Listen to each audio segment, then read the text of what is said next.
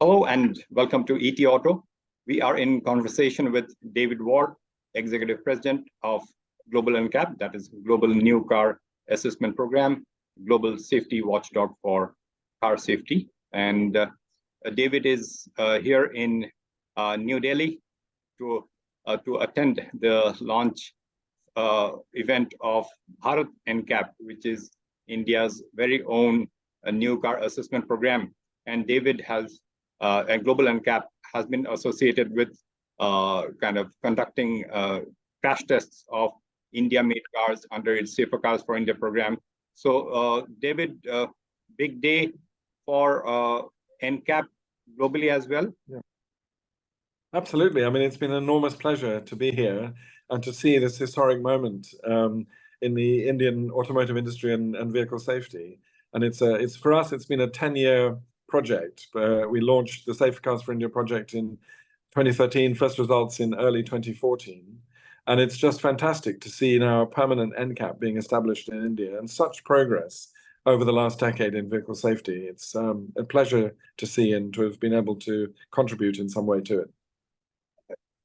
You have seen the setting up of new NCAPs across many countries around the world. So the Bharat NCAP, which country's NCAP would you compare it with? Or in some ways, yeah, I would say in some ways, each NCAP is unique and the experience is unique. I was involved in the creation of Euro NCAP nearly 30 years ago. And what's interesting is that the process it took us in Europe was longer and in some ways more difficult in terms of negotiating with manufacturers and so on than it has been in India. India has made progress quicker. And I mean, I would say if you look at from a regulatory performance point of view, India over the last 10 years has been the fastest improving country in the G20. In the year of the G20 presidency, it's good to acknowledge that. And for sure, our test program, providing the first ever independent testing, which we did in conjunction with the Institute for Road Traffic Education, which is a very important partner of ours here in India, run by Dr. Rohit Baluja. That acted, I think, certainly as a catalyst and the platform for what we've seen today. And so it's very pleasing. And as I say, I think overall, for sure, India is now entering the top league in vehicle safety performance, alongside some other major players. So, do you expect the average kind of safety levels or the quality levels of India-made cars to kind of have maybe a stronger or a better kind of how do I say improvement rate as compared to some of the other NCAPs? Yes, I mean, I think what we can see is that, over the last 10 years, we've seen different manufacturers engaging with the challenge of consumer information as a way of shaping market expectations, giving consumers better information to take good choices on vehicle safety. At the same time, and it deserves proper recognition, is the actions of the government led by Minister Gadkari to introduce a whole raft of vehicle standards from 2015 on was also very important. So we've seen a significant shift in the market with sort of demand pull from the consumer and regulatory push from the government. That's very, very positive. And it's a great platform to launch Bharat NCAP, to take the whole thing a step further forward. And I think the critical thing it does is it creates a sort of open competition for all the manufacturers to really show what they can do in vehicle safety and respond to the clear lesson from all of this is that safety sells and that customers are interested in the quality, particularly from a safety point of view, and not just the price. Right. And also with the Bharat NCAP being set now and all set to roll out from the 1st of October. So what will be the nature or level of Global NCAP's engagement with India? Will you continue to conduct the tests under the Safer Cars for India program, or will it merge with Bharat NCAP? Well, our current Safer Cars for India program, we will basically finish it as it is before the end of the year. We have a pipeline of some further tests that we've committed to manufacturers and to our donors to complete. So I think there'll be a smooth transition into the next phase of Bharat NCAP.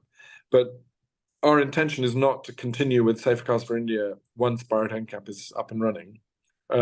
Today we've signed an MOU to be a sort of cooperative partner with the new program, which is similar to our relationship with all the different NCAPs. So there are now 10 around the world, which is wonderful. There were 9, now there's 10.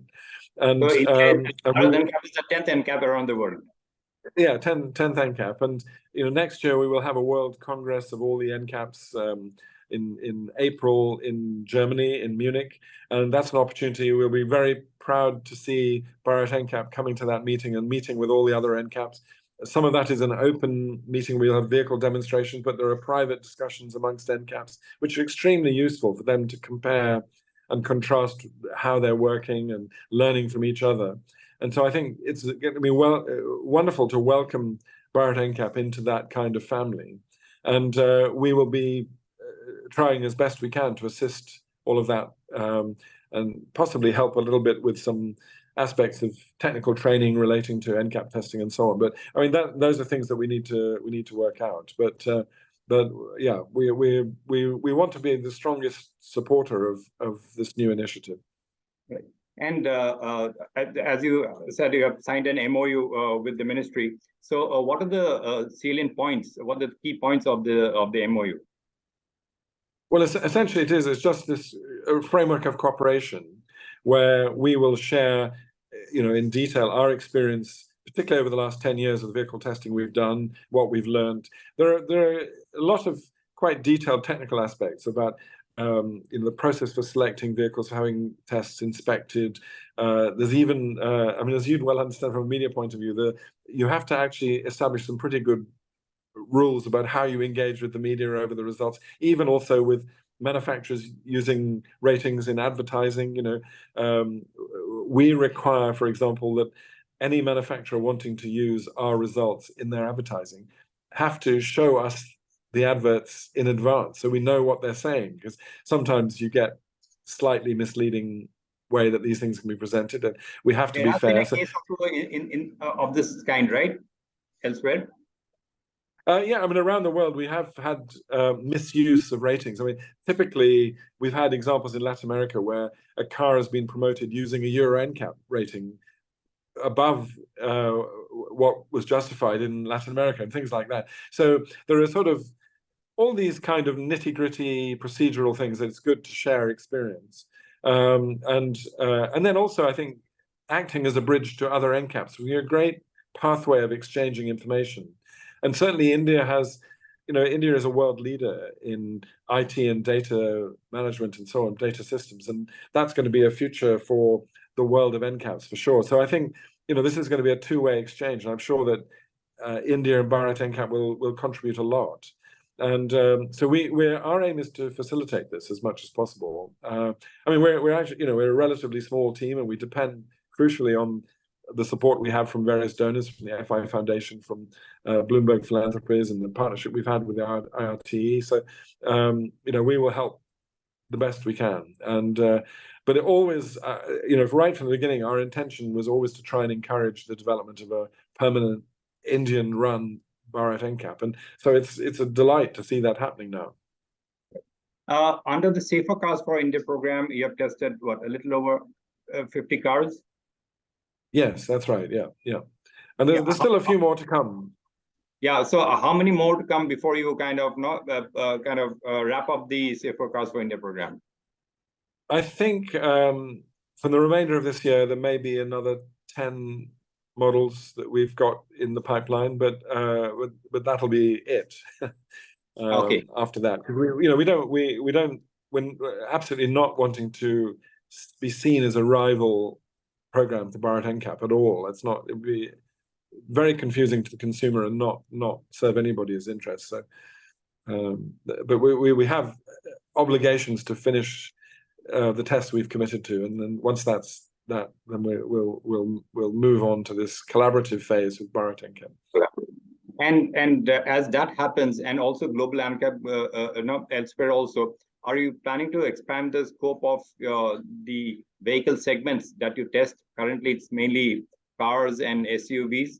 Do you plan to kind of start testing maybe commercial vehicles or any Well, we're very interested in that area. We've been working with Euro NCAP. Euro NCAP is already testing commercial vans and rating them it's obviously a different kind of rating system, but nevertheless it's designed for that sector. And they're going to launch rating results for heavy trucks, which is a very interesting market area to look at. And we're very keen to. I mean, obviously they're European products that they're testing, but I think there is scope to internationalize that.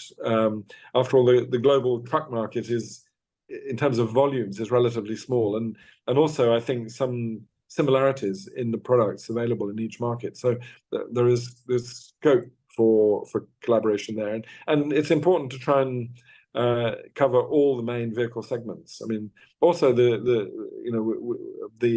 ASEAN NCAP has got a rating system for motorcycles developed, and there are other areas, other kind of India being a two-wheeler industry, I think there is scope for that as well, you think? Yeah, I mean, things like the Malaysian system used in ASEAN NCAP, for instance, gives high ratings for anti-lock brakes in motorcycles and things like that. So I think that this across the piece, there's scope for anything that helps the consumer make better informed choices. Be a good thing. I mean, to give you another example, in the UK, there's been quite a successful program rating helmet safety for two-wheelers. And it's quite surprising. The different performance of different helmets is quite substantial and not related to price. And so anything that can encourage people to acquire safer helmets and wear them properly, properly strapped up and on their head, not on their elbow, that's a good thing. Right. And also, over the years, have you observed any kind of correlation between the market growth or safety awareness or the level of improvement in the level of build quality of vehicles in a market pre and post the introduction of any NCAP? Oh, yes. I mean, there are some very good examples of technologies that are advanced really substantially, even ahead of regulations. The best example of all is electronic stability control. If you look around the world, NCAPs in different regions, it made ESC part of their rating system, usually 2 or 3 years before any regulations appeared. And they've helped accelerate the use of ESC, the fitment of ESC in models to a very significant level. And I understand in India, the same story. Something like 80% of passenger car models now have ESC, and that's before the regulation. Before the regulation. And of course, it is included in... Expected anytime soon, maybe, but I think the fitment levels have really gone up. Yeah, and that's partly, I mean, I wouldn't say it's only, but it's partly helped by the Safer Cars for India ratings, which included ESC. And so there was an incentive for manufacturers to do it. And also the general awareness of safety that it's brought about. And so what's interesting is it makes the regulatory step less difficult. If you're only catching up with the final 20% of the market, that it's not such a big deal. I mean, it's important to do it because you want all cars, you want 100% fitment. But it means that, it's not too much of a shock to manufacturers when they've already got to 80% without the need for regulation. So, I mean, I never think that NCAPs and regulations are either ors. They're both together. But very often, NCAPs can pioneer penetration of technologies ahead of regulation. And that's what I think Bharat NCAP will do.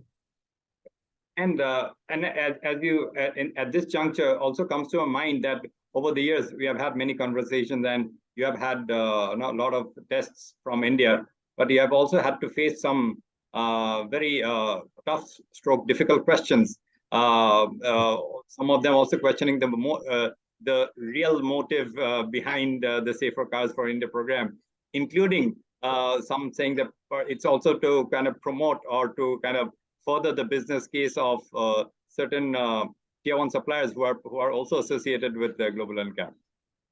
Yeah, I mean that's you have had to kind of really work very hard to convince people. Not really. I mean, all sorts of accusations were made at the beginning. I mean, I heard journalists rang me up and said, we understand that you have a secret plan to build crash laboratories in India, and that's really your agenda. And I said, well, that's news to me. We have no interest in that. And then others were saying that we are secretly funded by European car manufacturers to make life difficult for Indian manufacturers. I mean, the interesting story is that actually the total opposite is the result. I mean, the first 5-star cars were Tata and then Mahindra. So if we've been funded by, which is not true, if we were funded by the European car manufacturers,